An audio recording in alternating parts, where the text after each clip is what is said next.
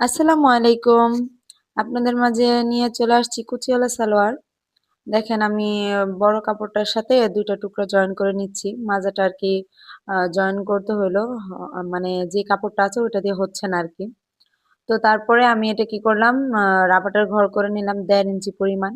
১.৫ ইঞ্চি পরিমাণ করে আমি সুন্দর করে পুরোটা ভাঁজ দিয়ে দিব। অনেকে এখানে চওড়া রাবার ব্যবহার করে কিন্তু আমি করি না, কারণ আমার কুচিগুলা যেন কেমন সুন্দর হয় না। আর আমার চিকন রাবার গুলা দিলে অনেক সুন্দর কুচি হয়। এখন আমি পট্টিটা লাগিয়ে নিব। এটা যার জন্য সালোয়ারটা বানাইতেছি সে খুবই হেলদি, তো সেক্ষেত্রে সম্পূর্ণ কাপড় দিতেই হলো। এখন আমরা সুন্দর করে পট্টিগুলো লাগানোর পর ২ সাইডে পট্টিটা লাগিয়ে নিলাম। নেওয়ার পরে এখন কুচিটা দিয়ে নিচ্ছি। হ্যাঁ, সুন্দর করে মানে সাইড লাগানোর পর কুচিগুলা দিয়ে দিব আরকি। আর আমার ভিডিওগুলো আপনাদের কাছে কেমন লাগে অবশ্যই জানাবেন।